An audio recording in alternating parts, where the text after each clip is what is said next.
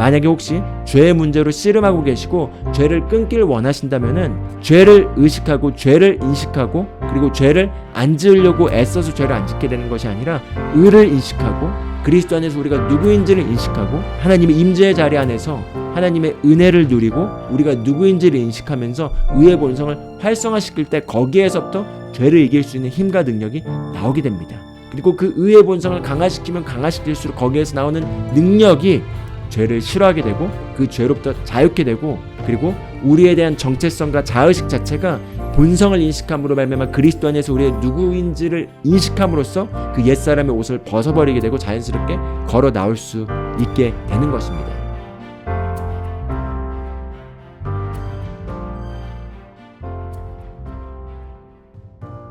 할렐루야. 새로운 피조물 훈련 세우신 여러분 환영하고 축복합니다. 달라스에서 조기성 전도사 인사드리겠습니다. 오늘은 새로운 피조물 심화과정의 세 번째 시간인 그리스도인은 누구인가에 관한 내용을 함께 나누도록 하겠습니다. 이번 3과는 이 새로운 피조물 심화과정 믿음의 반석 시리즈에서 가장 중요한 챕터이자 우리가 계속해서 다시 한번 반복해서 들어야 될 그런 가장 핵심적인 내용이라고 할 수가 있겠습니다. 우리가 지난 첫 번째 시간에는 진리가 너희를 자유케 하리라 라는 내용을 우리가 함께 공부했습니다. 무엇보다도 예수님께서 너희가 내 말에 거하면 참으로 내 제자가 되고 진리를 알지니 이 진리가 너희를 자유케 하리라 라는 내용을 통해서 바로 하나님의 말씀이 바로 진리이고 이 진리가 우리 삶의 모든 분야에서 우리를 성공하게 만드는 바로 핵심 재료인 것으로 우리가 함께 나눴습니다. 그런데 이 하나님의 말씀인 진리가 우리 안에 진리로서로 자리매김하는 데 있어서 방해되는 그런 사고 방식에 대해서 우리가 세 가지 정도 유형을 나눠서 우리가 함께 살펴봤었죠. 첫 번째가 바로 율법적인 생각이었고요. 두 번째가 도덕적인 생각이었습니다. 그리고 세 번째가 이론들이었죠. 이 이론들이라고 했을 때는 우리의 이성적인 생각, 우리의 경험, 우리의 논리 그 모든 것들이 포함될 수가 있겠습니다. 그래서 이와 같은 사고 방식들이 하나님의 말씀을 있는 그대로 우리 안에 받아들여서 그 진리로서 우리 안에 자리매김하도록 하는 데 있어서 방해하는 생각의 유형임을 우리가 살펴봤었고 우리가 하나님의 말씀을 볼 때마다 우리의 기준에서 우리의 잣대로 하나님의 말씀이 옳은가 재보는 것이 아니라 바로 우리 자신을 하나님의 기준에서 하나님의 말씀의 저울에다가 달아보고 우리를 바꿔나가야 되는 것들에 대해서 나눈 게 바로 첫 번째 일과 시간에서 나눴던 내용이었습니다. 그리고 지난 두 번째 시간에서는 우리가 성경의 맥에 대해서 나눴었죠. 성경은 구약과 신약 그리고 이루어져 있는데 이 성경 전체에 걸쳐서 흐르고 있는 굵은 줄기가 있고 바로 이 굵은 줄기는 하나님께서 예수 그리스도를 통해서 성취하시려고 하는 바로 하나님의 구원의 계획이자 바로 예수 그리스도임을 나눴었습니다. 그래서 우리가 예수 그리스도를 통해서 우리가 어떻게 구원받고 하나님의 자녀가 되는 것까지 나눈 게 두 번째 시간이었다면 바로 오늘 이 세 번째 시간은 이제 우리가 구원을 받고 거듭나서 하나님의 자녀가 되어서 새로운 피조물이 된 저와 여러분이 누구인지 그리스도인이 누구인지 살펴보는 시간을 하나하나씩 우리가 갖도록 하겠습니다. 먼저 우리가 그리스도인 했을 때 또는 크리스찬 했을 때 우리가 가져야 될 이미지는 종교가 기독교인 사람들 또는 교회를 나가는 사람들 또는 도덕심이 좋은 사람들, 신앙심이 좋은 사람들 이런 이미지가 있습니다. 그리스도인 했을 때 또는 크리스천 했을 때. 그러나 우리가 이제 그런 모든 이미지를 벗어버리고 성경의 개념에서 그리스도인이 어떤 존재임을 얘기하는지를 우리가 한번 붙잡는 시간을 가지면 좋겠습니다. 그리스도인이라는 이 단어는 맨 처음 안디옥 교회 성도들에게 안디옥 지역에 있는 비그리스도인들이 그들의 삶을 보고 불렀던 이름입니다. 그리스도인.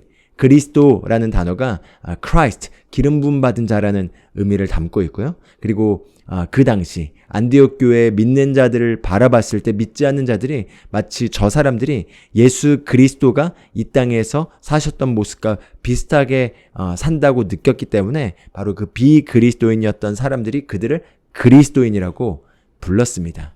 그렇습니다. 그리스도인이라 했을 때 우리가 이제 기억해야 될 건 바로 그리스도인은 바로 예수 그리스도를 닮은 자들이고 바꿔 말하면 하나님의 본성을 가진 자들이 바로 그리스도인이라고 할 수가 있겠습니다. 그래서 이제 오늘부터 저와 여러분이 함께 그리스도인 했을 때 우리가 떠올려야 될 개념, 떠올려야 될 이미지, 떠올려야 될 우리의 개념은요 바로 하나님의 본성을 가진 자들입니다. 예, 그리스도인했을 때 우리가 이제 생각해야 될 건 하나님의 본성을 가진 자들이고, 이 하나님의 본성을 가졌다는 건 바로 그 하나님의 본성을 가진 자들이 새로운 피조물임을 얘기하고, 바로 예수님과 같이 이 땅에서 기능하는 자들을 얘기하는 게 바로 그리스도인이라고 하겠습니다. 그래서 우리가 이제 그리스도인, 크리스천이라고 했을 때 우리가 가져야 될 그 개념을 정확하게 우리가 하나님의 본성을 가진 자들로서 우리가 인식하고, 한번 첫 번째 우리가 누구인지 첫 번째 항목부터 살펴보길 원합니다. 바로 첫 번째 항목은 그리스도인으로서 우리는 영생을 가진 자들입니다. 예, 영생을 가진 자들입니다. 우리 요한일서 5장 11절에서 13절 말씀을 먼저 한번 보고, 그리고 영생이 무엇을 의미하는지 한번 나눠보길 원합니다. 요한일서 5장 11절에 이렇게 얘기합니다. 또 증거는 이것이니 하나님께서 우리에게 영생을 주신 것과 이 생명이 그의 아들 안에 있는 그것이니라. 그 아들이 있는 자는 생명이 있고 하나님의 아들이 없는 자는 생명이 없느니라. 내가 하나님의 아들의 이름을 믿는 너희에게 이런 것들을 쓰면 너희에게 영생이 있음을 알게 하려 함이며, 또한 너희가 하나님의 아들의 이름을 믿도록 하려 함이라. 이렇게 얘기하고 있습니다. 자, 여기서 사도 요한이 또한 영생이라는 단어를 쓰면서 또 증거는 이것이니 하나님이 우리에게 영생을 주신 것과 이 생명이 그의 아들 안에 있는 그것이니라 라고 얘기하고 있습니다. 우리가 보통 기독교 안에서 영생이라는 단어를 떠올렸을 때 영원한 생명, 그러니까 영원한 생명이라는 의미를 갖고 있기 때문에 영원하다 라고 하는 걸 시간적인 개념에서 이해해서 죽고 나서도 이 땅의 몸을 우리가 몸을 떠나고 나서도 우리가 영원히 천국에서 살아가는 그런 영원한 생명의 측면에서 항상 우리가 이해해 왔습니다. 그러나 이 영생의 어원을 보면은 그 원어로는 조의 생명이라는 단어가, 조에라는 단어가 쓰여졌고, 이 단어의 본질적인 뜻은 바로 하나님과 같은 종류의 생명, 하나님과 같은 종류의 본성을 얘기하고 있습니다. 그래서 우리가 방금 요한일서 5장 11절에 봤던 것도 하나님이 우리에게 영생을 주신 것과, 그런데 이 생명, 영생을 가리키고 있죠. 이 영생이 무엇이냐? 이 생명이 그의 아들 안에 있는 그것이니라 이렇게 얘기하고 있습니다. 그의 아들은 바로 예수 그리스도를 지칭하고 있습니다. 바로 예수 그리스도가 예수 그리스도 되게 하셨던 그 생명을 하나님이 우리에게 주셨고, 그게 바로 영생이라는 거죠. 바꿔 말하면 이 영생은 하나님과 같은 종류의 생명을 얘기하고 있고, 바로 이 생명을 주기 위해서 예수님이 오신 것입니다. 예수님께서 요한복음 10장 10절에 내가 온 것은 양으로 생명을 얻게 하고 더 풍성히 얻게 하려 함이라 이렇게 말씀하셨습니다. 여기서도 이 생명은 주의 생명을 얘기합니다.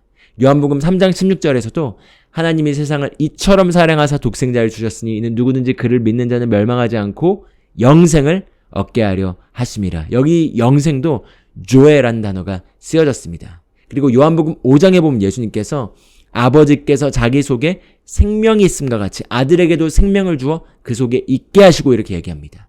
즉 하나님 아버지가 하나님 아버지 되게 하시는, 하나님 되게 하시는 그 생명이 하나님 속에 있는 것처럼 아들인 본인에게도 그와 같은 동일한 생명을 주었다라고 얘기하고 계신데, 여기서도 이 생명이 조에란 단어가 쓰여지고 있습니다.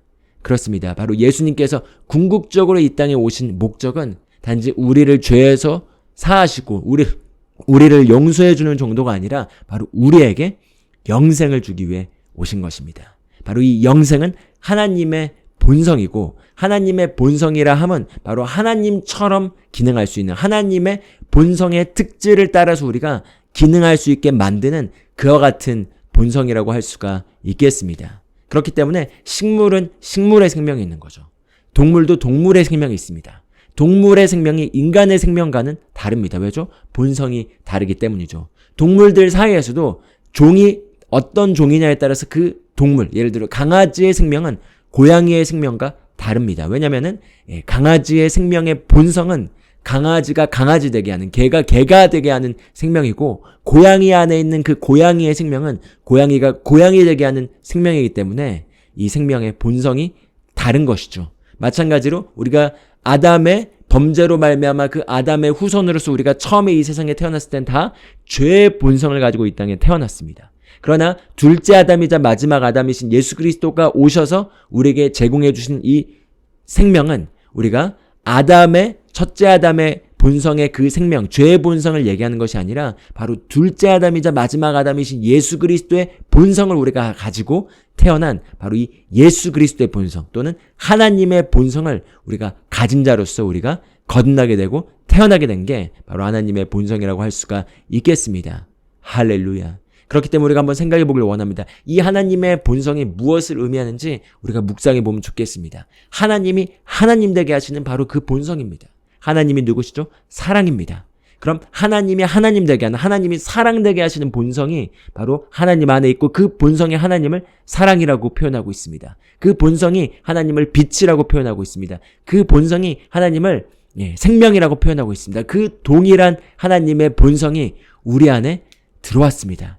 그렇기 때문에 우리도 사랑의 본성을 가지고 있고 우리도 우리 안에 이제 빛의 본성을 가지고 있고 우리도 우리 안에 바로 이 생명의 본성을 가지고 있는 것입니다. 그렇기 때문에 질병이 이 하나님의 본성인 우리 안에 거할 수가 없는 것입니다. 어둠이 이 하나님의 본성인 우리 안에 거할 수가 없는 것입니다. 이제 우리가 해야 될 건 우리가 가진 이 본성을 알고 이 본성을 활성화시키기만 하면 이 본성, 하나님의 본성에서 말미암는 그 능력이 우리 삶 가운데 흘러나와서 질병을 치유하고 어둠을 밝히고 빛을 발휘하고 사랑 안에 걸으며 우리가 하나님이 이 땅에서 우리 안에 넣어주신 그 하나님의 생명의 축복의 충만한 가운데 우리가 걸을 수 있게 된 것입니다. 할렐루야. 그렇기 때문에 우리가 이제 잊지 말아야 될 건 우리 그리스도인은 바로 하나님의 본성을 가진 자들이다. 바로 이 영생을 가졌다는 건 하나님의 본성을 가진 자들이라는 걸 우리가 인식하면 좋겠습니다. 그리고 이 하나님의 본성, 하나님의 생명이 육신으로 나타나는 모습에 대한 완벽한 모습을 보여준 게 바로 예수 그리스도셨습니다. 그래서 요한일서 1장에 보면은 바로 이 생명이 육신으로 나타나서 우리가 눈으로 보고 손으로 만지고 우리가 귀로 듣고 하였으니 바로 생명이 우리 가운데 나타나신 예수 그리스도에 대해서 얘기를 하고 있습니다. 바로 예수 그리스도께서 정확하게 이 조의 생명의 모습이 육신으로 어떻게 나타나는지를 보여주신 것이고요. 우리가 그 동일한 생명을 받았기 때문에 우리도 이 땅에서 그러할 수 있다는 걸 보여주고 있습니다. 할렐루야. 우리가 다른 사도들과 다르게 요한 사도는 그가 약 91세 이렇게 주님께로 갔다라는 기록이 전해져 내려오고 있습니다. 사도들 중에 가장 오래 살았던 거죠. 그런데 사도들 중에 가장 오래 살면서 그가 기록해야 될 바로 요한계시록을 작성해야 됐기 때문에 그 사명을 완수하기 위해 그때까지 죽지 않은 것도 있지만 또한 그가 바로 거듭난 하나님의 자녀로서 성령을 받고 그리고 이제 성장하면서 약 91세까지 그렇게 사시면서 바로 그 안에 있는 이 하나님의 본성의 최대치를 누리고 사신 분이라고 할 수가 있겠습니다. 그렇기 때문에 그분의 저서인 요한복음이나 요한 1서, 2서, 3서를 보면은 다른 저자들이 쓴 것보다 본성에 대한 하나님의 조의 생명에 대한 그 기록이 많이 나오고 조의 생명에 대한 계시가 깊었던 걸 알 수가 있습니다. 그런 가운데 요한일서 5장 13절을 보면은 내가 하나님의 아들 이름을 믿는 너희에게 이것을 쓰면 너희로 하여금 너희 안에 영생이 있음을 알게 하려 함이라 이렇게 얘기하고 있는 것입니다. 바꿔 말하면 단지 너희도 영생을 가지고 있어 정도가 아니라 너희가 가진 이 생명, 이 조의 생명이 어떤 생명인지 아니? 이 생명은 예수님 안에 있던 그 생명이야. 그 생명을 너희가 가지고 있고 그 생명으로 말미암아 이 땅에서 놀랍고 충만한 삶을 살 수 있기 때문에 내가 이 편지를 쓰는 목적은 너희로 하여금 너희 안에 있는 그 생명을 너희가 인지하고 인식하고 그 생명을 개발시켜서 그렇게 최대치의 삶을 살게 하려고 하기 위해서 내가 지금 이 편지를 쓰고 있어 라고 우리가 이해하셔도 좋을 것 같습니다. 바로 그 조의 생명, 하나님의 생명을 가진 자가 바로 저와 여러분입니다. 우리 한번 따라서 이렇게 같이 고백하면 좋겠습니다. 나는 영생을 가진 자입니다. 영생은 하나님의 생명이며 내가 예수님을 영접할 때 이 영생은 내 안에 주어졌습니다. 이 조의 생명은 내 영에 가득합니다. 이 조의 생명은 내 혼에 가득합니다. 이 조의 생명은 내 육체에 가득합니다. 이 조의 생명은 생명을 주는 영입니다. 그러므로 어떤 질병도 내 몸에 머무를 수 없습니다. 모든 연약함과 질병은 견디지 못하고 떠나갑니다. 내가 마음에 들지 않는 환경을 만나면 나는 믿음으로 선언함으로 상황을 변화시킵니다. 내가 조의 생명 안에서 믿음으로 선언하면 상황은 변화될 수밖에 없습니다. 아멘. 그렇습니다. 바로 예수 그리스도께서 이 조의 생명을 가지고 이 땅에서 환경과 상황을 통치하고 다스리고 사신 것처럼 우리도 이 같은 생명의 본성을 가졌기 때문에 이 생명의 삶은 다스리고 정복하는 삶입니다. 바로 믿음으로 환경을 통치하고 다스리는 삶이라고 할 수가 있겠습니다. 그렇기 때문에 우리도 예수님께서 폭풍을 잠잠케 하셨던 것처럼 우리가 마음에 들지 않는 환경을 만날 때 피해자로서 반응한 것이 아니라 환경이 우리가 원하는 방향으로 가도록 우리가 믿음으로 말로 선언하고 믿음으로 우리가 환경을 바꿀 수 있는 그와 같은 본성을 우리가 갖게 된 우리는 승리자들입니다. 할렐루야. 바로 그게 첫 번째로서 그리스도인으로서 우리는 영생을 가진 자들임을 우리가 지금 나눴습니다. 그럼 두 번째로서 그리스도인은 누구인가 했을 때 우리가 인식해야 될 건 바로 그리스도인인 저와 여러분은 사탄을 정복한 자들입니다. 이와 관련해서 우리가 한번 말씀을 보길 원합니다. 갈라디아서 2장 20절을 보면 이렇게 얘기합니다. 내가 그리스도와 함께 십자가에 못 박혀 있으나 그럼에도 나는 살아있노라. 그러나 내가 사는 것이 아니요 그리스도께서 내 안에 사시는 것이라. 내가 이제 육신 안에서 사는 삶은 나를 사랑하시어 나를 위해 자신을 주신 하나님의 아들을 믿는 믿음으로 사는 것이라 이렇게 얘기하고 있습니다. 특별히 사도 바울이 쓴 편지의 내용, 서신을 보면은 with라는 전치사, 우리가 함께라는 전치사와 함께 예수님이 십자가에서 장사되시고 죽으시고 장사되시고 무덤에 묻히시고 3일 만에 부활하시고 그리고 하늘로 승천하셔서 하늘 보좌 우편에 앉은 그 예수님의 속량 사역에 있어서 우리를 예수님과 동일시하고 있는 걸 볼 수 있습니다. 우리가 방금 전에 읽었던 것처럼 갈라디아서 2장 20절에서는 내가 그리스도와 함께 십자가에 못 박혔으니 하면서 그리스도께서 죽으신 일에 자신을 동일시합니다. 또 로마서 6장을 보면은 그와 함께 우리가 장사되었으냐면서 장사되신 것과 우리를 동일시합니다. 또 에베소서 2장 5절에서 6절을 보면 허물과 죄로 죽었던 우리를 함께 살리시고 라고 하면서 살아나신 것에 대해서 우리를 동일시하는 걸 볼 수 있습니다. 그리고 함께 일으키사 천상의 자리에 함께 앉힌바되게 하셨으니 라고 하면서 우리가 그분과 함께 앉았다라는 그 동일시의 개념으로 우리가 부활해서 승천해서 천상의 자리에 앉는 것까지 우리를 그리스도와 동일시하는 것을 볼 수 있습니다. 그게 바로 이 사도 바울의 계시의 정수이며 새로운 피조물의 계시의 정수라고 할 수 있습니다. 바로 그리스도 예수께서 우리의 위치에서 십자가에서 우리와 완전히 하나가 되심으로 말미암아 하나님이 예수 그리스도를 보실 때 하나님은 바로 죄인이었던 저와 여러분이 십자가에서 처형된 것을 보신 것입니다. 예수님께서 장사되셨을 때 하나님께서 예수님을 보셨을 때 예수님 안에 함께 죽었던 옛사람인 저와 여러분을 보고 계신 것입니다. 그리고 하나님께서 예수 그리스도를 죽은 자 가운데서 살리셨을 때 그리스도 안에서 저와 여러분이 새로운 피조물로 다시 탄생하게 되고 새롭게 될 걸 하나님은 보셨습니다. 그리고 천상의 자리에 그리스도가 앉힌받으셨을 때 저와 여러분이 그리스도 안에서 천상의 자리에 함께 앉힌받아요. 십자가에선 예수님이 우리와 동일시되었다면은 이제 보좌에선 우리가 그리스도와 동일시된 것을 하나님은 보고 계셨습니다. 그렇습니다. 그리스도 예수께서는 성경을 보면 사탄을 패배시키시고 정사들과 통치자들과 권세들을 무력하여 드러내어 구경거리로 삼으시고 그들을 패배시켰다고 얘기하고 있습니다. 그런데 왜 예수 그리스도께서 사탄을 패배시켜야 했을까요? 예수님께서 굳이 그걸 증명하시면서 내가 예수님이다 라고 하실 필요가 없으셨습니다. 그분은 이미 사탄보다 우월한 존재였고 이미 사탄은 예수님에게 상대가 되지 않습니다.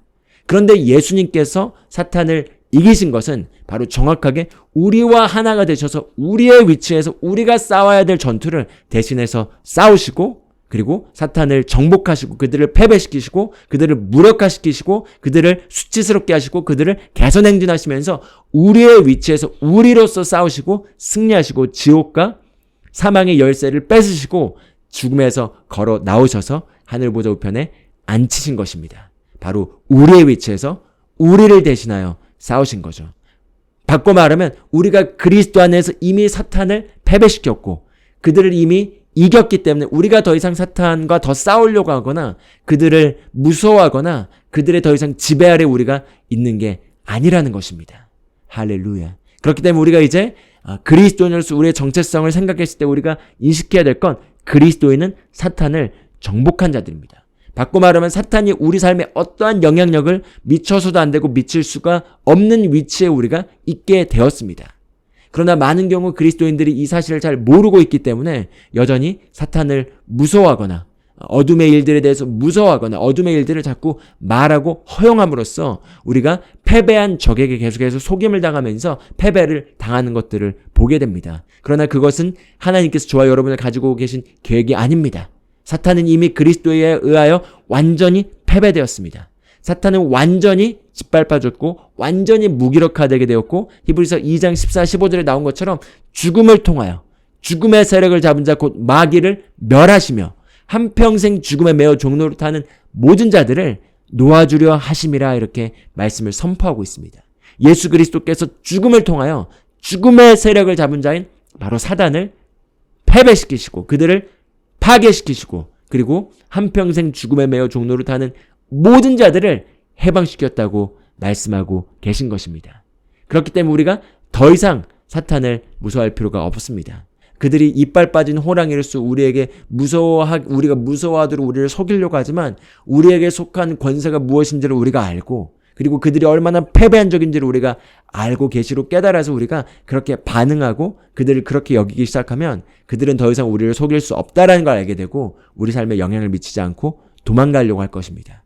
우리가 물론 삶을 살면서 우리가 하나님의 뜻을 이루기 위해서 계속해서 전진해 나가면서 사탄의 방해들이 우리 삶 가운데 있을 것입니다. 성경은 결코 우리가 문제없는 삶을 살게 될 거라고 말하고 있지 않습니다. 그리스도인이 된 순간 문제가 없는 삶을 만약에 기대하고 계신다면 지금 잘못된 기대를 하고 있습니다. 그러나 문제가 있다 하더라도 우리가 그리스도인이 된 순간 우리 안에 거하시는 그리스도의 승리로 말미암아 우리가 모든 문제 가운데 승리하고 모든 문제를 해결할 수 있는 그리고 승리 가운데 걸어 나올 수 있는 능력을 바로 저와 여러분이 부여받았다는 거죠. 그렇기 때문에 사탄이 어떤 방해 공작을 하거나 우리의 삶에 어떤 영향을 미치려고 해도 하나님을 사랑하며 그 뜻대로 부르심을 입은 저와 여러분이 믿음 안에 걸으면 사탄이 하는 모든 일도 다 합력하여 우리에게 선을 이루게 되고 그는 우리에게 지속적인 영향을 미치지 못하고 도망가게 돼 있습니다. 왜냐하면 그들은 패배한 적이고 우리는 승리한 것을 알고 있기 때문인 것입니다. 할렐루야. 그렇기 때문에 그리스도인인 저와 여러분은 사탄을 이겼고 사탄의 활동에 대해서는 겁먹을 필요도 없고 오히려 사탄의 활동이라는 걸 우리가 알게 되면은 우리가 훨씬 더 다루기 쉽습니다. 사실 더 다루기 어려운 건 사탄이 아니라 변하지 않는 우리의 생각과 변하지 않는 우리 자신의 모습을 우리가 계속해서 바꿔 나가는 게 우리가 더 어려운 부분이라고 할 수 있겠습니다. 그렇기 때문에 저도 만약에 이게 사탄의 어떤 역사가 일어나는 걸 알게 되면은 즉시 그들을 결박하고 예수 이름의 권세로 패배된 그들을 우리가 쫓아내는 기도를 함으로써 쉽게 상황들을 정리시킬 수 있습니다. 그러나 그게 이제 사탄의 활동이 아닌 우리의 잘못된 생각과 연관된 거라면 그 생각을 다룬 작업을 우리가 하고 그리고 생각과 연결시켜서 행동을 다룬 작업을 우리가 또 해야 되는 거죠. 그렇지만 사탄은 패배하였고 그들은 우리에게 어떤 영향력을 미칠 수도 없고 미쳐서는 안 됩니다. 할렐루야. 그럼 우리 여기 있는 말씀 같이 한번 고백해 보면 좋겠습니다. 나는 그리스도 안에 있으므로 마귀를 이긴 자입니다. 나는 마귀를 두려워하지 않습니다. 마귀는 내게 상관할 것이 없는 자입니다. 그러므로 나는 항상 승리합니다. 이는 내 안에 계신 이가 세상에 있는 자보다 크기 때문입니다. 아멘.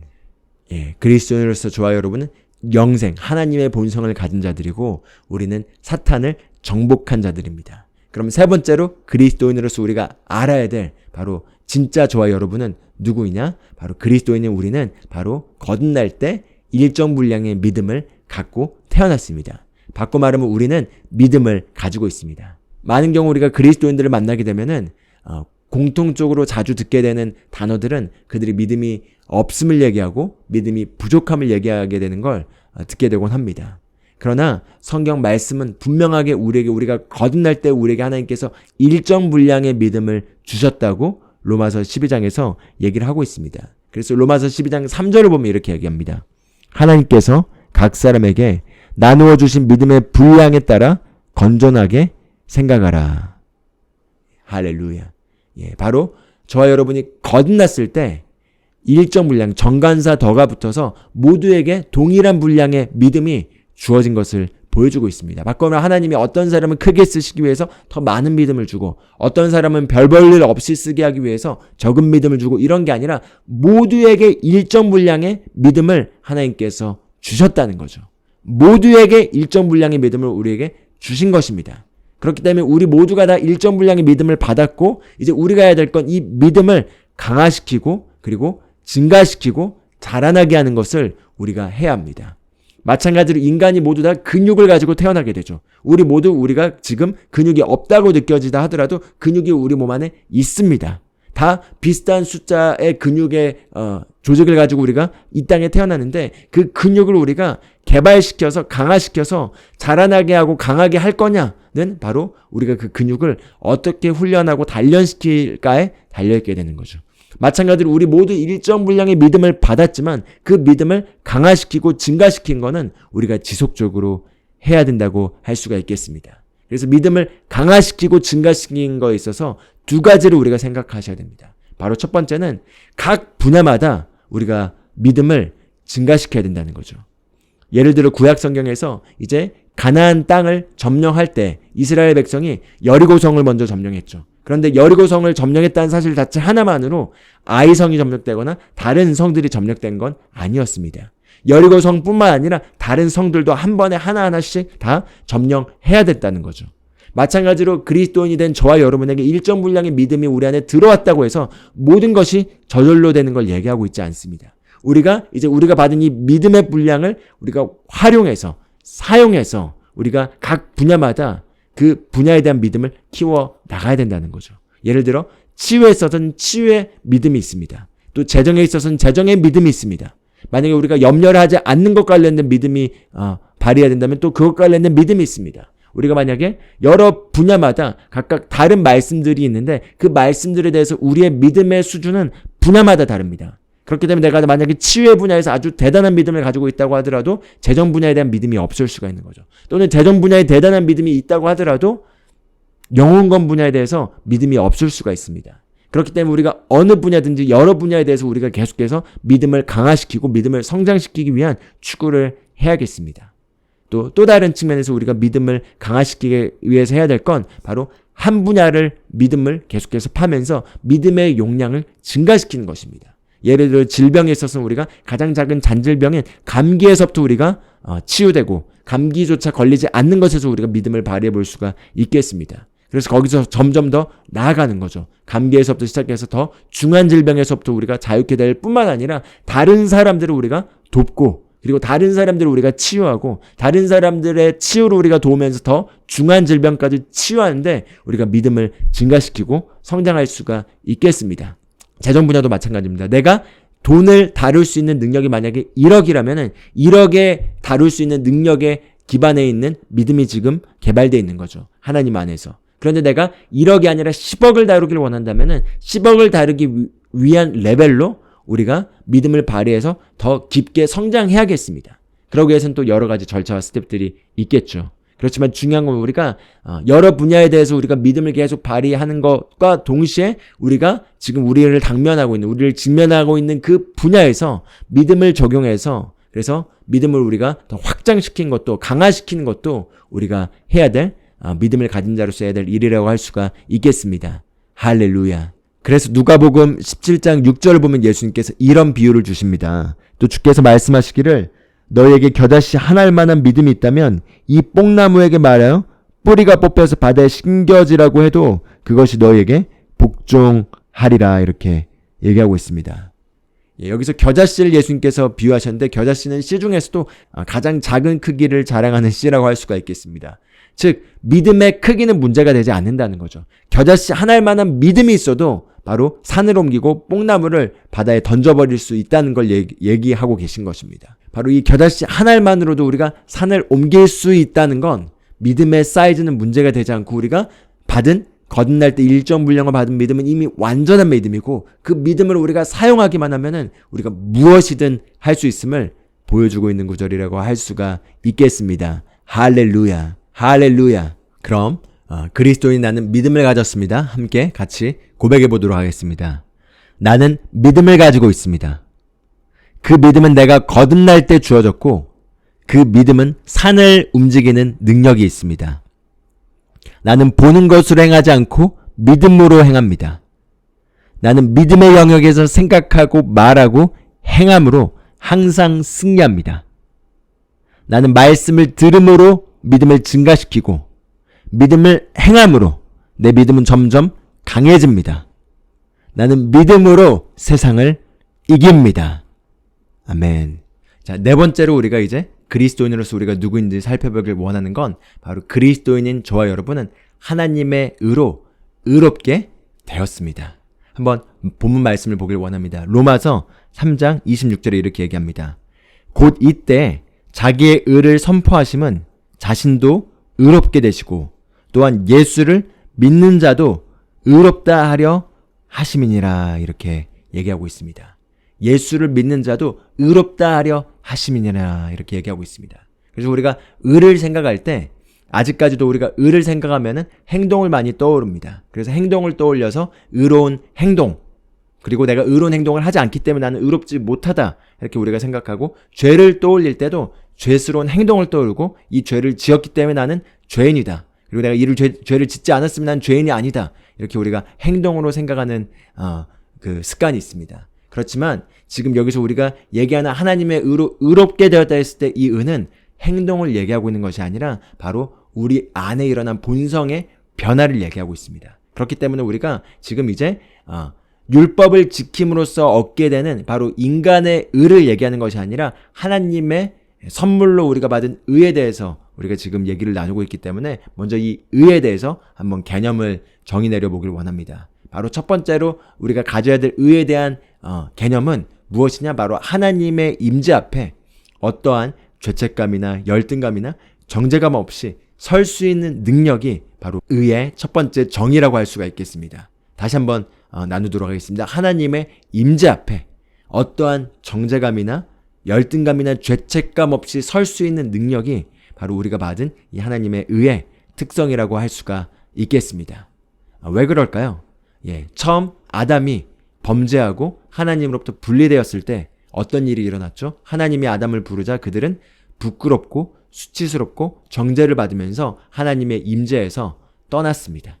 그래서 그것이 바로 죄로 말미암아 들어오게 된 결과였던 거죠. 그래서 하나님은 그것을 회복시키길 원했습니다. 하나님은 우리와의 교제를 다시 갖길 원했고 그 관계가 회복되길 원했는데 우리의 죄의 문제가 있는 한 이게 해결될 수가 없기 때문에 하나님께서 예수 그리스도를 보내셔서 우리의 모든 원죄에 대한 죄에 대한 심판을 그리스도께 내리셨고, 그리고 이제 그리스도께서 부활하셔서 우리가 하나님의 자녀가 된 순간 더 이상 이제 우리가 본성적으로 하나님의 본성을 가진 자가 되었기 때문에 죄인이 아닌 의인의 본성을 가진 자가 되었을 뿐만 아니라 이 의를 우리에게 선물로 주셨는데 이 의는 그리스도로 말미암는 의이자 우리가 믿음으로 받은 의의 선물이기 때문에 이 선물로서 받은 이 의가 우리에게 능력을 제공해 주는데 이 능력이 무엇이냐? 바로 우리의 행위와 상관없이 하나님의 임재 앞에 어떠한 정죄감이나 죄책감이나 열등감 없이 설 수 있는 능력을 우리가 선물로 받게 된 것입니다. 할렐루야. 그렇기 때문에 우리가 첫 번째로 이제 의에 대해서 가져야 될 개념은 하나님의 임재 앞에 우리가 담대하게 설 수 있는 능력이라는 거고요. 능력이라는 건 바로 우리가 사용할 수 있다는 것입니다. 우리가 받은 선물로 받은 이 의의 능력을 우리가 사용할 수 있는데 언제 사용해야 되죠? 우리가 죄를 짓고 우리가 정죄감을 느끼고 있을 때, 그때 우리가 하나님의 임재 안으로 들어가야 되는데 그때 마귀가 그것을 노리고 끊임없이 정죄의 화살을 쏘면서 우리가 하나님의 임재 앞에 서지 못하도록 우리가 수치감을 느끼고 열등감을 느끼고 죄책감을 느끼면서 하나님의 임재 앞에 영적인 자리에 가지 못하도록 우리를 끌어내리려고 합니다. 그때 하나님께서 그것을 아시고 우리에게 사용할 수 있는 이 능력을 선물로 주신 것입니다. 그리고 이 은은 우리의 행위와 상관이 없습니다. 이 은은 바로 예수 그리스도께서 하신 일과 상관이 있습니다. 그렇기 때문에 우리의 어떠함이 아니라 바로 그리스도의 어떠함으로 말미암아 이 의의 능력을 우리가 사용하여서 하나님의 임재 앞에 담대히 설 수 있는 그 특권을 우리가 누릴 수 있게 되었다는 거죠. 또 이 의에 대한 다른 두 번째 개념을 한번 생각해 보면 이 의는 우리가 바르게 행동할 수 있는 능력을 의미하고 있습니다. 바로 본성이라는 거죠. 바로 바르게 행동하는 행동의 결과를 얘기하는 게 아니라 바르게 행동할 수 있는 의의 행동을 할 수 있는, 의의 능력을 만들어낼 수 있는 바로 그 본성, 그것을 우리가 거듭날 때 우리 안에 선물로 받은 것이고, 그것이 바로 의의 개념으로서 우리가 가져야 될 생각이라고 할 수가 있겠습니다. 그리고 세 번째는 바로 무죄 선언입니다. 우리가 의했을 때 떠올려야 될 건 바로 우리가 무죄 선언을 받았다라는 거죠. 무죄 선언을 받았는데 어떻게 무죄 선언을 받은 거죠? 하나님의 법정에서 우리가 딱 하나님의 자녀로 거듭나게 된 순간 새로운 피조물로 재탄생을 하게 되었는데, 이 새로운 피조물로 재탄생을 받은 이 사람은 죄를 지은 적이 없는, 죄의 본성을 갖고 있지 않는 완전히 새로운 존재이기 때문에 하나님의 법정 판결에서 무죄 선언을 받은 것입니다. 그래서 우리가 꼭 가져야 될 개념은, 나라는 존재는 똑같은데, 죄인으로서 나는 똑같은데 그리스도의 피로 말미암아 내가 용서를 받았고, 그래서 나는 여전히 죄인인데 하나님의 법정 앞에서 내가 죄인임에도 불구하고 나를 용서해 주셔서 나는 그 법정에서 용서를 받았지만, 똑같이 나는 죄인의 죄의 흔적을 가지고 있는 그것을 얘기하고 있는 게 하나님의 구원 프로그램에서 가지고 있는 그림이 아닙니다. 바로 죄인이었던 나는 그리스도와 함께 십자가를 못 박혀 죽었을 때 같이 죽었고, 장사되었을 때 함께 장사되어서 끝나버렸습니다. 그리고 예수는 로마서 4장 25절을 보면, 예수는 우리가 범죄한 것 때문에 내줌이 되고 우리를 의롭다 하기 위하여 다시 살아나셨다라고 얘기하고 있습니다. 여기서 의롭다 하기 위하여 다시 살아나셨다, 여기서 justification이라는 단어가 쓰여져 있는데, 그게 바로 우리가 의롭다고 선포되기 위하여 다시 살아나셨다고 얘기를 하고 있습니다. 왜 우리가 의롭다고 선포되기 위해 다시 살아나셔야만 했죠? 왜냐하면 그분이 다시 살아나실 때 우리가 그분 안에서 다시 또한 살아났기 때문에, 재탄생을 하였기 때문에, 새로운 피조물을 우리가 하나님의 자녀로 다시 태어났기 때문에, 이 새로운 피조물은 죄를 한 번도 지은 적이 없는, 본성에 있어서 죄를 지은 적이 없는 바로 하나님의 자녀이자 하나님의 의가 되었기 때문에 바로 의롭다고 선포된 것이고, 바로 우리를 이 의롭다고 하기 위해서 그리스도 예수께서 다시 살아나셔야만 했던 것입니다. 그래서 우리가 의의 개념에 대해서 다시 한번 세 가지를 정리 내려보면, 첫 번째는 바로 하나님의 임재 앞에 담대하게 설 수 있는 능력이라고 하였습니다. 두 번째는 바르게 행동할 수 있는 능력이라고 하였습니다. 세 번째는 무죄 선언을 받은 것을 얘기하였습니다. 바로 이것이 의의 개념이라고 할 수가 있겠습니다. 그럼 우리가 한번 의의 특성에 대해서 알아보길 원합니다. 의의 특성으로서 첫 번째는 이미 제가 나눈 것처럼, 의는 행위가 아니라 본성이라는 거죠. 바로 본성입니다. 의는 행위가 아니라 본성이기 때문에 우리가 자꾸 본성적으로 접근하면 나는 의인입니다 라고 해도 조금도 불편한 힘이 없을 것입니다. 그러나 우리가 기본적으로 신앙 안에 가지고 있는, 우리가 의에 대한 가지고 있는 개념은 본성이 아니라 행동을 떠올리기 때문에, 나는 의인입니다 라고 말하는 순간, 네가 의인이야? 무슨 너가 의인이야? 너 오늘도 불의한 행동들을 했는데? 라는 생각이 드는 거죠. 왜냐하면 우리가 의를 행동으로 이해하고 있기 때문입니다. 그러나 의는 행동이 아니라 본성이라는 측면에서 우리가 다시 이해를 하면은, 나는 의인입니다 라고 했을 때 조금 더 거리낌이 없고 불편하지 않을 것입니다. 왜냐하면 의는 바로 행동이 아니라 본성이기 때문인 것입니다. 그리고 두 번째는 바로 이 의는 잘하지 않는다는 것입니다. 그게 무슨 말인지 한번 생각해 보기를 원합니다. 의는 우리가 거듭날 때 우리가 의를 받았다면 그 의는 성숙한 그리스도인이나 성숙하지 않는 그리스도인이나 상관없이 다 똑같은 의를 선물로 받았고, 이 의는 잘하는 게 아니라는 겁니다. 왜냐하면 우리가 받은 이 의는 바로 예수님과 동일한 의를 우리가 선물로 받은 것입니다. 이것은 완벽한 의인 것입니다. 그렇기 때문에 이 의는 잘하지 않고 모두가 다 똑같은 의를 우리가 가지고 있습니다. 다만 이 의를 얼마나 우리가 의식하느냐에 대한 의식이 자라나는 것만 남아있는 것입니다. 그래서 우리가 받은 이 의는 완벽한 의이고, 이 완벽한 의를 우리 모두가 다 선물로 받았기 때문에 영적으로 성숙한 사람이 가지고 있는 의나 저희가 가지고 있는 의나 다 동일합니다. 바로 이 동일한데 이 의는 무엇이냐? 바로 선물로 받은 예수 그리스도의 의라는 거죠. 그리고 바로 이 의는 예수 그리스도께서 의로우신 바로 그 의를 우리가 선물로 받았기 때문에 우리 모두 동일한 의를 가지고 있고, 그렇기 때문에 의는 더 이상 자라나지 않는 것입니다. 다만 이 의를 얼마나 의식하느냐에 대한 의식이, 우리의 의식이 더 자라날 뿐인 거죠.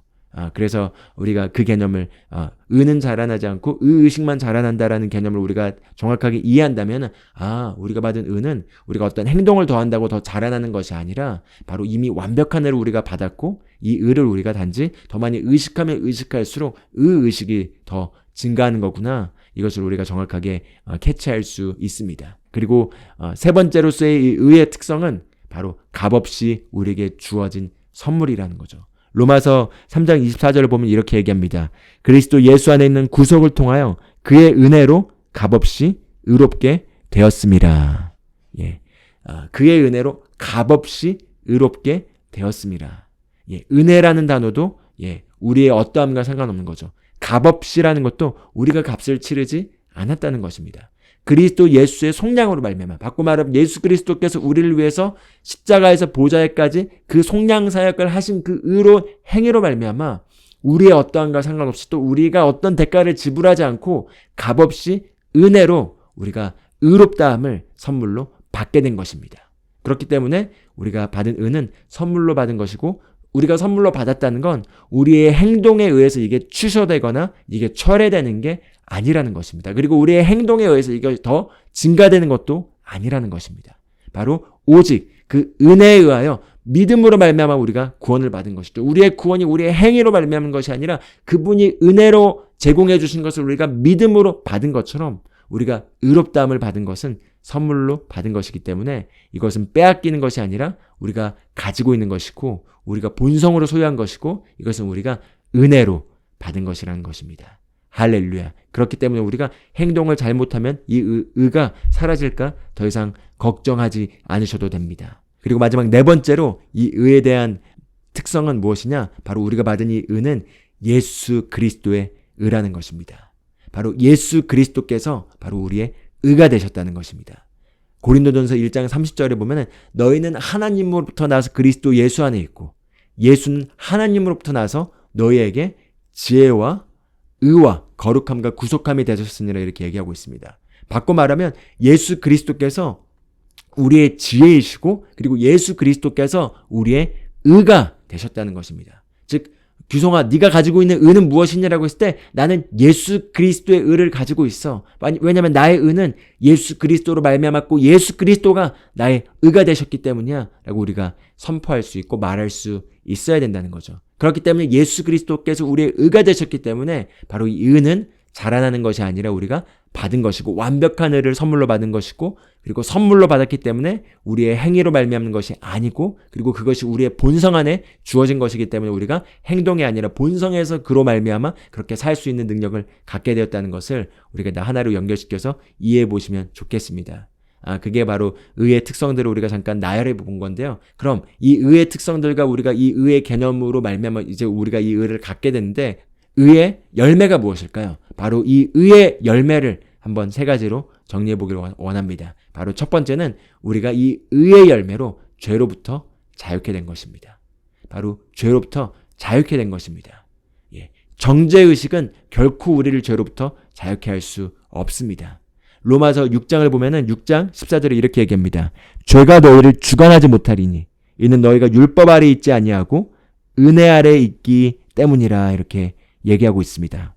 너희가 율법 아래 있지 아니하고 율법은 행동을 다루고 있습니다. 그리고 행동을 다루고 행동을 못했을 때 처벌하는 것이 율법입니다. 밖을 다루는 거죠. 그런데 우리가 율법 아래 있지 않고 은혜 아래 있다라는 건 은혜 아래 있다는 게 우리가 죄를 마음껏 지어도 된다 그 얘기를 하는 것이 아닙니다. 바로 그 은혜에 의하여 우리가 의를 선물로 받았기 때문에 우리가 선물로 받은 이 의의 본성으로 말미암아 우리가 죄를 이기고 죄를 정복하고 죄로부터 자유로운 바로 삶을 살 수 있고 그렇기 때문에 죄가 너희를 주관하지 못하리니 이렇게 얘기하고 있는 것입니다. 만약에 혹시 죄의 문제로 씨름하고 계시고 죄를 끊길 원하신다면은 많은 경우 죄를 끊길 원해도 죄를 끊지 못하고 죄의 문제와 자꾸 씨름하게 되는 이유는 내가 잘못한 죄를 집중하고 그것을 회개하지만 계속해서 회개하면서 죄에 대해서 초점을 맞추고 죄를 지은 것을 생각하고 그 죄의식에 시달리면서 내가 그러면 안 되는데라고 자책하는 모드에 있으면서 다시 같은 실수를 반복할 때마다 하나님 앞에서 회개를 하는데 회개를 하면서 나의 찔림을 느낀다 하더라도 또 그 정죄와 찔림으로 말미암아 다시 또 같은 죄를 반복하는 것들을 경험해 보셨을 것입니다. 제가 그걸 경험해 봤기 때문에 그게 어떤 것인지 압니다. 그런데 그렇게 해서는 절대 죄를 이길 수가 없습니다. 죄를 이길 수 있는 유일한 방법은 바로 의를 의식하고 우리 안에 있는 이 의의 본성을 활성화시키는 것입니다. 그런데 이 의를 의식하고 의식을 강화시키고 의의 본성을 활성화시키기 위해서는 우리가 죄를 지었을 때마다 바로 하나님의 임재 안으로 빨리 들어가서 의의 능력을 사용해서 육신에 머물러 있는 것이 아니라 하나님의 임재의 자리 안에서 하나님의 은혜를 누리고 우리가 누구인지를 인식하면서 의의 본성을 활성화시킬 때 거기에서부터 죄를 이길 수 있는 힘과 능력이 나오게 됩니다. 그리고 그 의의 본성을 강화시키면 강화시킬수록 거기에서 나오는 능력이 죄를 싫어하게 되고 그 죄로부터 자유케 되고 그리고 우리에 대한 정체성과 자의식 자체가 본성을 인식함으로 말미암아 그리스도 안에서 우리의 누구인지를 인식함으로써 그 옛사람의 옷을 벗어버리게 되고 자연스럽게 걸어 나올 수 있게 되는 것입니다. 그렇기 때문에 죄를 의식하고 죄를 인식하고 그리고 죄를 안 지으려고 애써서 죄를 안 짓게 되는 것이 아니라 의를 인식하고 그리스도 안에서 우리가 누구인지를 인식하고 그리고 우리의 진짜 본성, 우리의 누구인지에 대한 것을 계시로 깨달아 알므로 말미암아 그냥 옛사람의 그 사고방식과 생활 패턴과 죄의 습성에서 걸어 나오게 되는 것이 바로 새로운 피조물로서 우리가 죄로부터 자유케 되는 그 의의 열매라고 할 수가 있겠습니다. 또 의의 열매로서 우리가 생각해 볼 수 있는 건 바로 세상과 그리고 사탄과 그리고 질병과 그리고 그 귀신의 역사들에 대해서 우리가 다스릴 수 있게 된 게 바로 우리가 받은 의의 열매라고 할 수가 있겠습니다. 왜 우리가 이 의의 열매로서 다스릴 수 있게 된 거죠? 바로 우리의 다스림은 우리의 어떠함이 아니라 그리스도로 말미암아 우리에게 제공된 권세입니다. 그런데 그리스도로 말미암아 우리에게 제공된 권세인데 이 의에 대한 우리가 계시가 없게 되면 우리의 행동을 보게 되기 때문에 우리의 행동을 보게 되면서 우리 자신의 모습을 보면서 하나님이 우리에게 주신 것들을 사용할 수 없게 됩니다. 그런데 이 의에 대한 계시와 개념을 깨닫게 되면은 우리의 행동을 보는 것이 아니라 그리스도께서 완성하셔서 우리에게 제공해 놓으신 것을 우리가 마음껏 우리의 어떠함과 상관없이 누릴 수 있게 되는 위치로 믿음을 발휘할 수 있는 위치로 우리가 들어가게 됩니다. 그렇기 때문에 우리가 이 의의 권세 아래서 그리고 우리가 의롭게 되었기 때문에 더 이상 죄의 지배 아래에 있지 않고 사망의 지배 아래에 있지 않고 생명의 성령의 지배 아래에 있기 때문에 이 의를 행사해서 권세를 행사하고 우리가 사탄과 어둠의 통치를 지배할 수 있게 된 것입니다. 그렇기 때문에 로마서 5장 17절에 이렇게 얘기합니다. 더욱더 은혜의 풍성함과 의의 선물을 넘치도록 받는 사람들이 한 사람 예수 그리스도로 인하여 생명 안에서 군림할 것이니라 이렇게 얘기하고 있습니다. 여기 보이는 것처럼 더욱더 은혜와 의의 선물을 넘치게 받은 자들이 생명 안에서 군림할 것이니라 이렇게 얘기하고 있습니다. 의의 선물을 넘치게 받은 자들이 바로 생명 안에서 왕노릇 한다는 거죠. 환경과 상황을 지배하고 다스리고 승리자로서 통치하는 삶을 산다는 거죠. 바로 그게 우리가 받은 이 의의 열매라고 할 수가 있겠습니다. 그리고 또 우리가 받은 이 의의 열매로서 우리에게 일어난 일은 바로 우리가 하나님과 하나가 된 것입니다. 하나님과 하나가 되었다는 건 우리가 하나님과 화평을 누릴 수 있게 되었고 하나님과 우리 둘 사이를 가로막는 어떤 장벽도 없이 제거되어서 우리가 이제 우리 안에 하나님이 거하시고 우리가 하나님과 하나가 된 그 동행하는 삶을 살면서 화평을 누리고 하나님과 하나가 된 그 사귐을 누릴 수 있게 된 게 바로 의의 열매라고 할 수가 있겠습니다. 그래서 로마서 5장 1절에 보면 이렇게 얘기합니다. 그러므로 우리가 믿음으로 의롭게 되었으니 우리 주 예수 그리스도를 통하여 하나님과 화평을 갖느니라 이렇게 얘기하고 있습니다. 하나님과 화평을 갖느니라. 이 화평이라는 단어가 원리스, 하나됨을 얘기하고 관계가 회복됨을 얘기하고 그리고 하나님과 우리 사이에 어떠한 장벽이 없는 것을 우리가 그렇게 이해하시면 되겠습니다. 할렐루야, 할렐루야. 그렇습니다. 우리가 의를 통하여 우리가 이제 의롭게 살 수 있게 되었고 죄를 이길 수 있게 되었고 환경과 상황을 지배하고 다스릴 수 있게 되었고 하나님과 하나됨을 우리가 누릴 수 있게 된 게 바로 의의 열매로 말미암는 우리 삶에 일어나는 그런 의의 열매라고 할 수가 있겠습니다. 그럼 이제 이 의의 열매가 이와 같다면은 그 의의 결과들에 대해서 마지막으로 한번 봐보기를 원합니다. 바로 의의 결과로서 우리에게 일어난 일은 무엇이냐? 우리가 믿음을 발휘할 수 있게 된 것입니다. 왜? 의의 결과가 믿음을 발휘하는 거죠. 왜냐하면 우리가 믿음을 발휘하지 못하게 되는 원인은 많은 경우 우리 자신의 행동을 보고 우리 자신의 모습을 볼 때 믿음이 발휘되기 어렵게 됩니다. 그런데 이제 우리가 의의 개념을 정확하게 이해하게 되면 이 의는 우리의 어떠함과 상관없이 우리가 본성의 선물로 받은 것이고 이 의로 말미암아 우리가 의롭게 되었고 하나님과 우리 사이에 어떤 장벽이 없이 하나가 되었다는 걸 우리에게 제공해 주기 때문에 그리스도께서 은혜로 주신 것을 우리가 믿음으로 취하는 데 있어서 조금도 장벽과 걸림돌이 없어지게 되고 그러므로 말미암아 우리가 그분의 권세를 행사하고 그분이 주신 것들을 우리가 믿음으로 취하는 것에 있어서 우리의 행동이 더 이상 걸림이 되지 않기 때문에 우리가 훨씬 더 믿음을 발휘하기가 쉬워지게 되는 것입니다. 할렐루야. 그래서 로마서 3장 전체를 읽어보면은 우리가 왜 이제 그분의 의로 말미암아 믿음을 발휘하고 살 수 있는지에 대해서 잘 보여주고 있습니다. 우리 한번 이사야서 58장 8절에서 9절 한번 같이 보면 좋겠습니다. 이렇게 얘기합니다. 너의 의가 너의 앞서 갈 것이요 주의 영광이 너의 후위가 되리라. 그때 내가 부르면 주가 응답할 것이요 너가 부르짖으면 주가 내가 여기 있노라 말하리라. 아멘. 구약에서 지금 이것을 보여주고 있지만 바꿔 말하면 의가 우리보다 앞서가기 때문에 주님의 영광이 우리를 따라올 것이라는 거죠. 그 의로 말미암아 우리가 주님께 부르짖으면 주님께서 응답하신다는 것입니다. 바꿔 말하면 죄로 말미암아 하나님이 우리와 교제를 할 수 없었는데 그리스도 예수로 말미암아 우리에게 제공된 의로 말미암아 하나님께서 우리와 교제를 할 수 있게 되었고 우리가 기도를 하면 우리의 기도에 응답하실 수 있게 되었고 우리의 부르짖음에 바로 반응하실 수 있게 된 게 의로 말미암아 우리에게 제공된 혜택인 것입니다. 그렇기 때문에 우리가 그 의의 결과로서 우리가 마음껏 믿음을 발휘하면서 살 수 있게 된 게 바로 의의 결과로서 우리에게 일어난 일이라고 할 수가 있겠습니다. 그래서 이 그리스도인 누구인가의 삼가에서 바로 하나님의 의로 우리가 의롭게 되었다는 것이 사실은 가장 중요하고 이것이 많은 분야에서 영향을 미치는 바로 핵심 우리가 갖게 된 바로 엄청난 하나님의 놀라운 선물이자 우리가 의롭게 되었다는 것을 이해하는 것이 너무나 중요한 그리스도인으로서 능력 있고 다스리는 삶을 살고 믿음으로 차지하는 삶을 사는 데 있어서 핵심이란 것을 함께 나누길 원했습니다. 그래서 그럼 이 의를 방해하는 것들이 있습니다. 그게 무엇일까요? 바로 첫 번째는 정죄의식입니다. 바로 정죄의식을 우리가 갖게 되면은 그 정죄의식이 의를 마비시켜 버립니다. 정죄의식이 정확하게 무엇이죠? 죄를 지은 것을 다시 생각하는 게 정죄의식입니다. 죄를 짓게 되었고 그 죄를 지은 것에 대해서 돌아보면서 내가 이러면 안 되는데 왜 그랬지?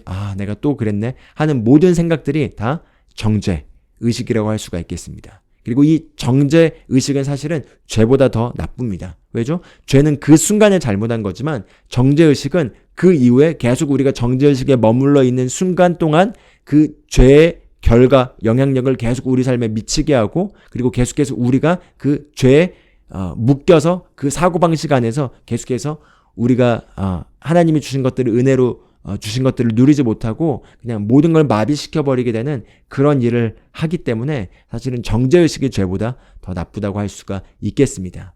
그럼 우리가 어떻게 해야 되죠? 바로 죄를 지었다면은 빨리 회개하고 돌이키고 그리고 회개라는 건 눈물을 흘리면서 참회하고 계속해서 우리를 꾸짖으면서 책망을 하면서 정죄의식을 갖는 것이 회개라고 생각하는 분들이 있습니다. 그렇지만 정죄의식은 회개가 아닙니다. 회개는 바른 방향으로 돌이키는 것이 회개입니다. 그럼 우리가 여기에서 바른 방향으로 돌이키는 것은 무엇이죠? 말씀을 통해서 의가 우리에게 선물로 제공되었고 예를 들어 요한일서 3장 20절에 이런 말씀이 나옵니다. 이는 만일 우리 마음이 우리를 정죄한다면 하나님은 우리 마음보다 더 크시고 모든 것을 아시기 때문이라 이렇게 얘기하고 있습니다. 하나님이 우리 마음보다 크시고 모든 것을 아신다는 건 무슨 말이죠? 우리 마음이 설사 우리가 잘못한 것으로 말미암아 우리 양심이 찔림을 제공한다 하더라도 하나님께서 우리를 정죄하고 계신 것이 아니라 우리를 돕기를 원하시고 우리를 거기에서부터 건져내길 원하시는 게 하나님의 마음이라는 거죠. 그런데 하나님이 우리를 정죄하고 계시지 않고 그리고 사탄도 우리를 더 이상 정죄할 수가 없습니다. 그럼 누가 우리를 정죄하는 거죠? 바로 오직 우리의 변화되지 않는 생각, 그 양심이 우리를 정죄하는 것입니다. 그리고 그 양심이 우리를 정죄하도록 사탄이 옆에서 부채질하는 거죠. 그렇지만 사탄 또한 더 이상 우리를 정죄할 수가 없습니다. 왜냐하면 우리를 불리하게 하고 거스르게 하는 법조문으로 쓴 증서를 그리스도께서 제하여 버리시고 십자가에 못 박아서 제거시켜 버렸기 때문에 더 이상 우리를 정죄할 수 있는 것이 사탄도 없습니다. 그렇기 때문에 우리가 생각으로 우리 자신을 정죄하는 거죠. 그렇기 때문에 그 정죄를 우리가 거절하고 오히려 우리가 잘못할 때마다 주님, 이건 제 모습이 아닙니다. 지금 제가 돌이킵니다. 제가 지금 그리스도 안에서 제가 누구인지를 인식합니다. 이 죄를 짓던 옛사람의 모습을 지금 내가 벗어버립니다. 이건 진짜 내가 아닙니다. 나는 그리스도 안에서 하나님의 자녀이자 의의 본성을 가졌습니다. 나는 의의 행동을 할 수 있습니다. 나는 의의 선물을 가졌기 때문에 이 의의 능력을 사용합니다. 이렇게 의의 능력을 사용하면서 빨리 정죄감에서 벗어나오고 의의 의식을 계속해서 강화시킨 것이 바로 우리가 해야 될 일입니다. 두 번째는 무엇이죠? 두 번째는 하나님의 말씀에 동의하지 않는 것이 또한 의를 방해하는 두 번째 요소라고 할 수가 있겠습니다. 하나님의 말씀에 동의하지 않고 내가 여전히 내가 믿고 내가 그렇다고 생각한 걸 더 우위에 둬버리면은 아무것도 할 수가 없습니다.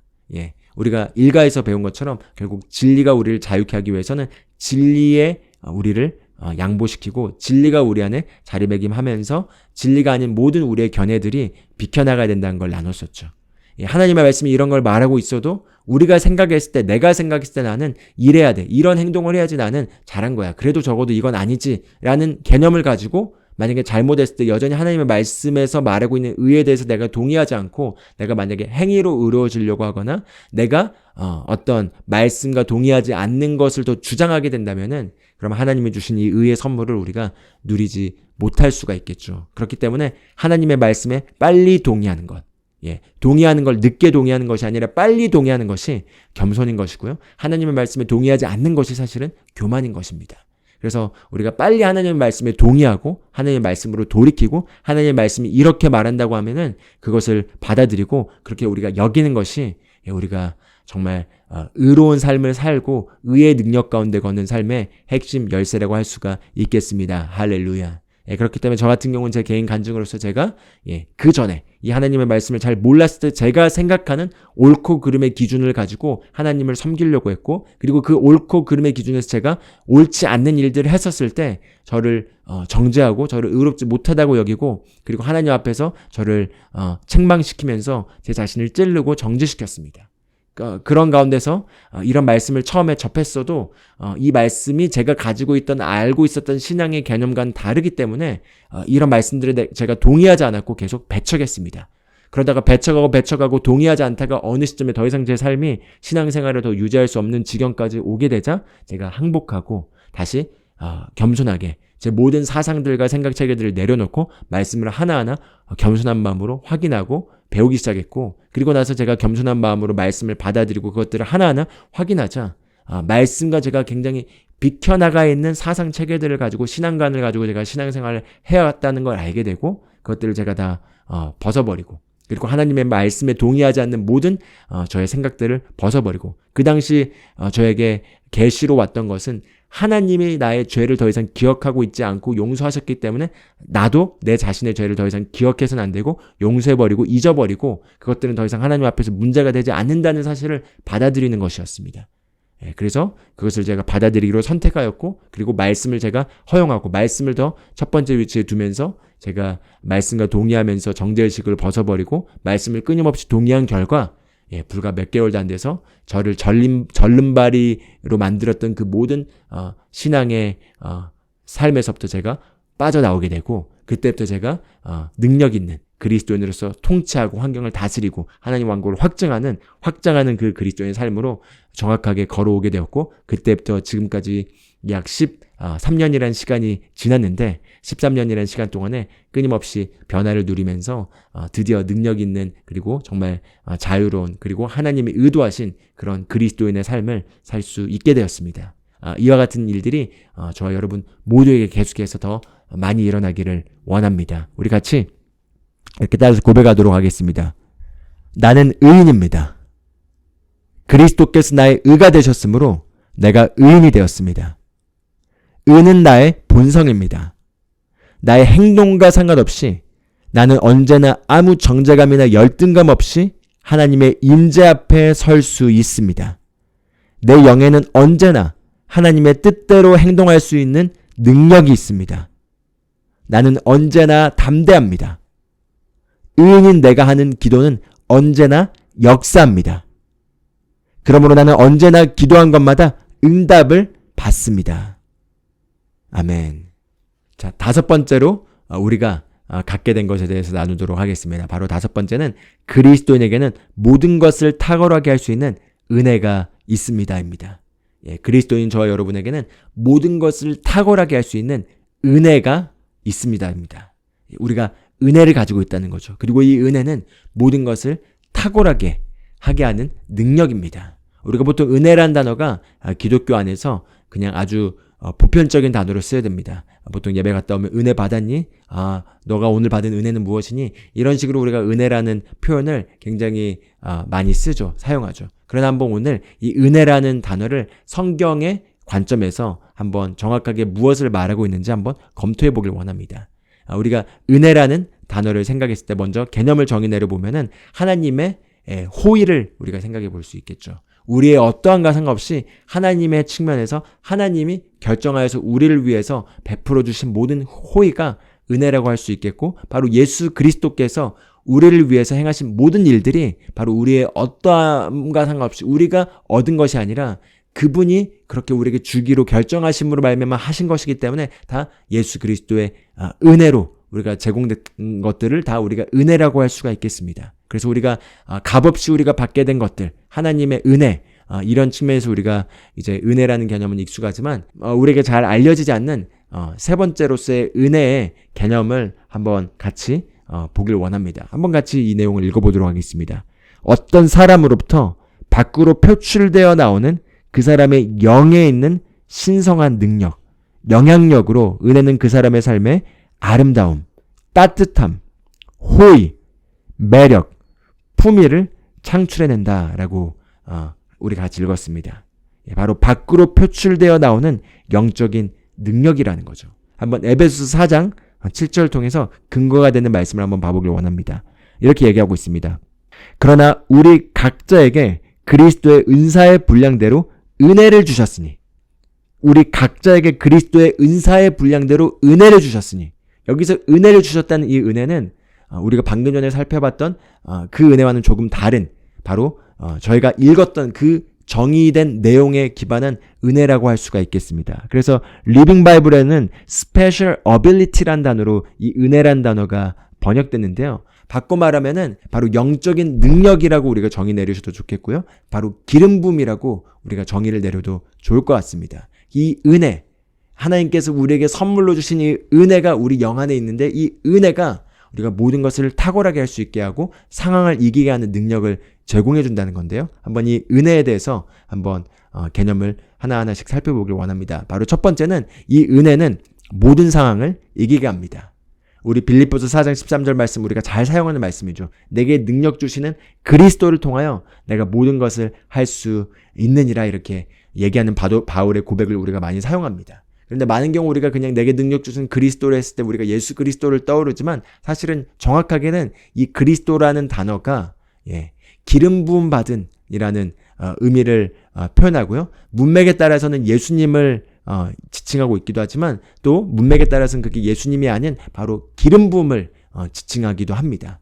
그렇기 때문에 이 맥락에서 정확하게 바울은 내게 능력 주신 이 기름 부음으로 말미암아 내가 모든 것을 할 수 있느니라 라고 말하고 있다고 봐도 좋을 것 같습니다.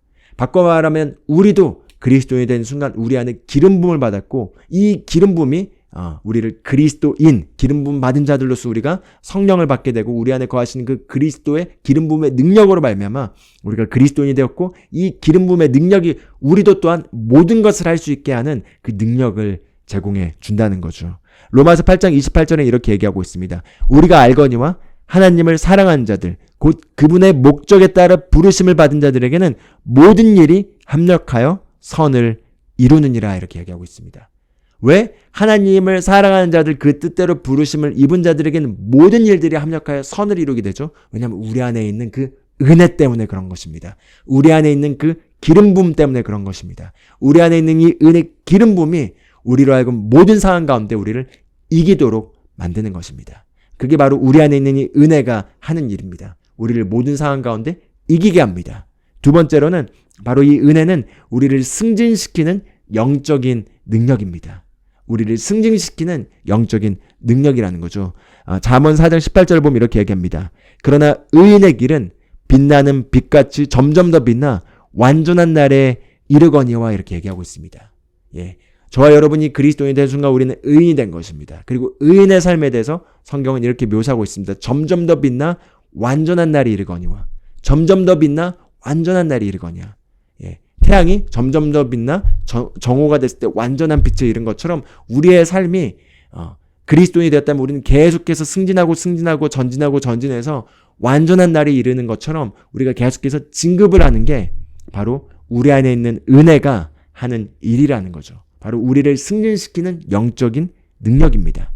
세 번째로서 이 은혜는 우리가 거듭났을 때 우리의 영 안에 주어진 것입니다. 그래서 이 은혜는 우리가 거듭날 때 우리 영 안에 우리가 이미 선물로 받은 것이고요. 그리고 이 은혜는 점점 더 자라나게 되어 있습니다. 그래서 로마서 5장 17절을 보면은 우리가 봤던 말씀이죠. 더욱더 은혜와 의의 선물을 넘치게 받은 자들은 한 분 예수 그리스도로 말미암아 생명 안에서 왕노릇하리로다 이렇게 얘기하고 있습니다. 그런데 여기서 영어 성경을 보면은 abundance of grace and the gift of righteousness 이렇게 나와 있는데요. 은혜의 풍성함과 그다음에 의의 선물에서 의의 선물은 정관사가 붙어서 그냥 하나를 얘기합니다. 바로 이 의의 선물 우리 모두가 다 똑같이 받은 것이라는 거죠. 그런데 이 abundance grace 은혜의 풍성함은 우리가 증가시키게 되어 있는 것입니다. 그리고 이 증가시킬 수 있는 이 은혜의 풍성함은 우리가 더 많이 증가시킬수록 더 많이 우리가 이 땅에서 생명 안에서 왕노릇할 수 있게 한다는 것입니다. 그렇기 때문에 은혜는 우리가 증가시킬 수 있는 것이고 성경을 보면 또한 어떻게 우리가 은혜를 증가시킬지에 대해서 보여주고 있습니다. 첫 번째는 하나님께서 겸손한 자에게 은혜를 주시고 교만한 자를 대적하신다고 신약 성경에 나와 있습니다. 우리가 교만할 때 하나님께서 우리를 대적해버리신다는 거죠. 교만할 때 은혜가 역사하지 못한다는 것입니다. 그러나 우리가 겸손한 위치에 있을 때 성경적 겸손은 하나님의 말씀에 동의하고 빨리 하나님의 말씀에 양보하면서 우리의 견해와 생각과 자아식들을 하나님의 말씀과 일치시키는 것이 성경적 겸손입니다. 우리가 인간의 생각했을 때 겸손은 우리의 부족함을 얘기하는 게 겸손이라고 생각하기 쉽지만 사실 성경의 말씀의 기준에서는 우리의 부족함을 고백하는 것도 겸손이 아니라 교만입니다. 우리는 반드시 하나님의 말씀에서 말한 것과 일치하게 하나님이 보신 것과 일치하게 우리가 모든 것들을 즉시 바꾸는 것이 성경적 겸손이라고 할 수가 있겠습니다. 그리고 하나님께서 이 겸손한 자에게 은혜를 더하신다고 얘기하고 있고요. 또 베드로서 1장 3절을 보면은 그분을 아는 계시 지식으로 말미암아 우리에게 은혜와 평강이 멀티플라이 배가 된다라고 얘기를 하고 있습니다. 바꿔 말하면 예수 그리스도를 아는 계시 지식이 증가될수록 우리 안에 은혜가 더욱더 배가 된다는 거죠. 그래서 은혜는 바로 우리가 겸손한 위치에서 그리스도를 더 알면 할수록 증가되게 돼 있고 이 증가된 은혜를 우리가 더 많이 취할수록 우리가 생명 안에서 다스리고 환경을 통치하고 상황을 승리하고 그리고 우리가 아름다움과 매력과 호의를 뽐내면서 은혜의 결과로서 우리가 이 땅에서 그리스도의 풍요로움을 전파하는 삶을 사는 것이 바로 우리 안에 주어진 은혜의 목적이라고 할 수가 있겠습니다. 할렐루야. 우리 그럼 같이 이 고백을 따라하도록 하겠습니다. 내게는 내 영으로부터 흘러나오는 은혜가 있으므로 나의 삶에는 언제나 은혜로부터 나오는 아름다움과 호의와 매력과 품위가 있습니다. 그 은혜 때문에 나는 언제나 사람들의 호의를 받습니다. 나는 윗사람들의 호의를 받고 동료와 친구들의 호의를 받으며 아랫사람들의 호의를 받습니다. 그 은혜는 하나님의 능력입니다. 그 은혜는 모든 상황을 이기게 합니다. 그 하나님의 능력이 내 영 안에 역사하고 있습니다. 나는 내게 능력 주시는 그리스도 안에서 모든 것을 할 수 있습니다. 하나님께서 나의 능력이십니다. 나는 인간의 능력만을 사용하는 것이 아닙니다. 나는 초자연적인 능력을 가지고 있습니다. 나는 모든 것을 할 수 있습니다. 내 마음은 기름 부음을 받았습니다. 내 영도 기름 부음을 받았습니다. 나는 탁월합니다. 요셉은 탁월한 영을 받았습니다. 다니엘도 탁월한 영을 받았습니다. 나도 탁월한 영을 받았습니다. 내게 불가능한 것은 없습니다. 하나님의 능력이 내 안에 역사합니다. 나를 향하여 제조된 어떤 병기도 효과적이지 못합니다. 왜냐하면 내 안에 계신 이가 세상에 있는 자보다 크기 때문입니다.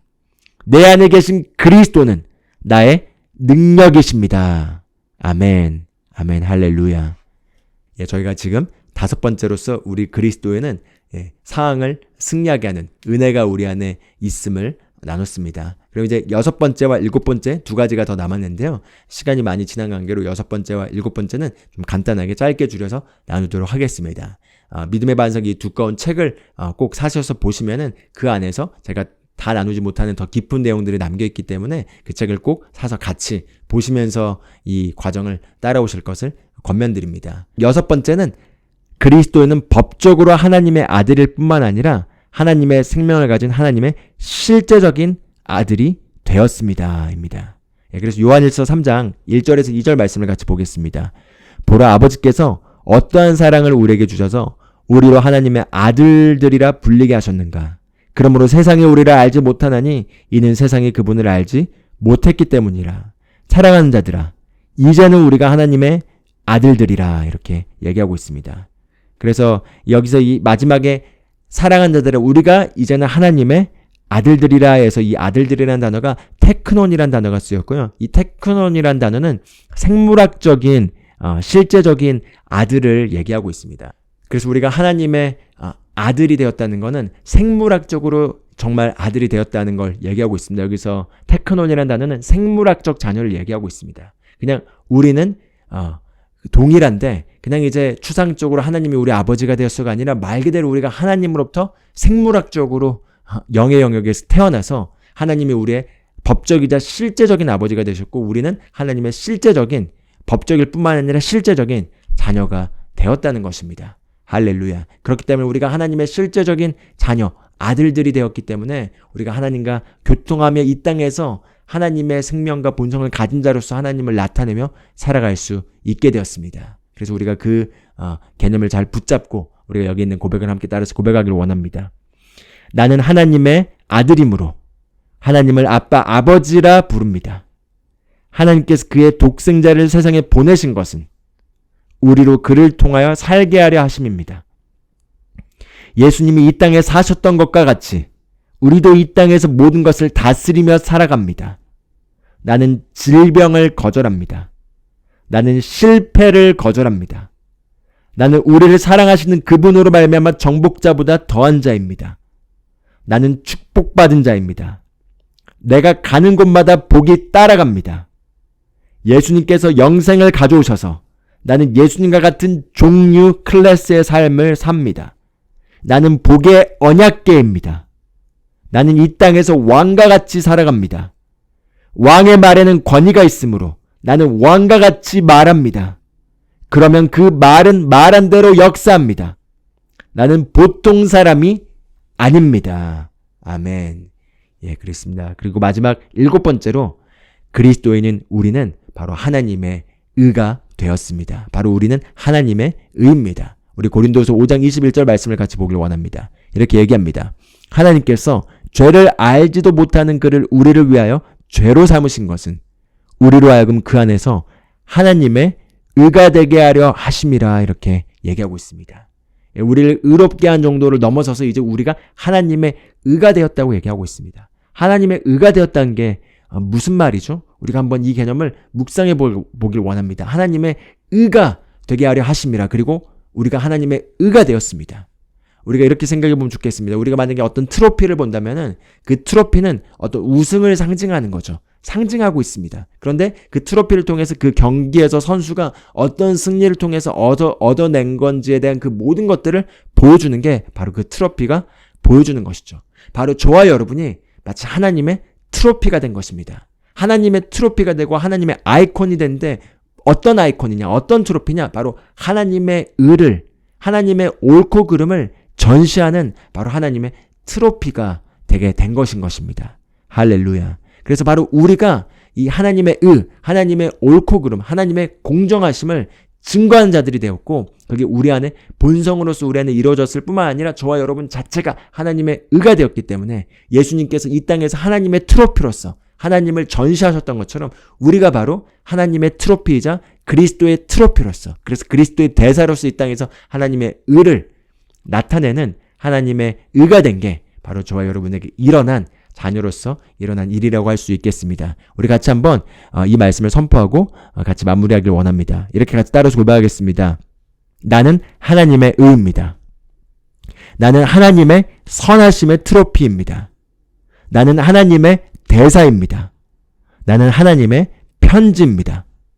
사람들은 나를 보고 하나님을 알게 됩니다. 사람들은 나를 통해 하나님의 살아 역사심을 보게 됩니다. 내 삶의 구석구석마다 하나님의 영광이 나타납니다. 아멘, 할렐루야. 네, 지금까지 우리가 7가지로 그리스도인은 누구인가 했을 때 우리가 누구인지에 대해서 나누는 시간을 가졌습니다. 정리해보자면요. 첫 번째로 우리가 먼저 그리스도인이다 했을 때 우리가 이제 가져야 될 개념은 그리스도인은 하나님의 본성을 가진 자들이다 라는 걸 우리가 나눴습니다. 그래서 첫 번째로 우리가 그리스도인이라 했을 때 우리는 영생을 가진 자입니다. 이 영생은 하나님의 본성을 얘기하고 있습니다. 두 번째로 우리는 사탄을 이겼습니다. 우리는 사탄을 정복한 자들입니다.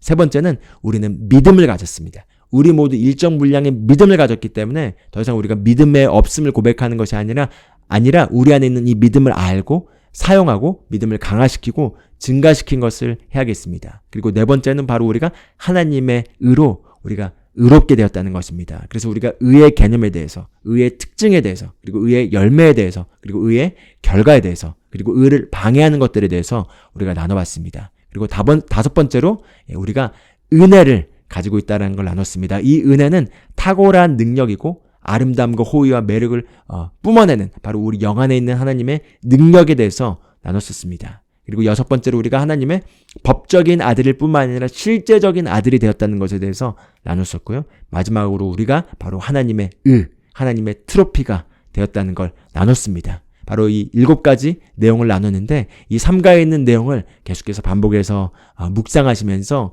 우리가 우리를 바라보는 우리의 자의식이, 우리를 바라보는 우리의 인식이 완전히 하나님이 보시는 대로, 그리고 우리의 영의 모습이 실제로 그와 같습니다. 새로운 피조물인 저와 여러분의 모습이 실제로 이와 같기 때문에 이와 같은 모습으로 우리의 생각을 새롭게 하고 계속해서 우리가 그리스도 안에서 누구인지를 우리 입에서 떠나지 않게 하고 계속해서 우리가 고백한 이 내용들을 고백하면서 우리의 완전한 사고방식이 될 때까지 이 말씀을 우리 안에 거하게 함으로 말미암아 이 말씀으로 말미암는 많은 자유가 우리 삶 가운데 일어나게 되기를 주님의 이름으로 축복합니다. 오늘 내용은 여기까지 하도록 하고 다음 시간에 사가 내용에서 또 뵙도록 하겠습니다. 감사합니다.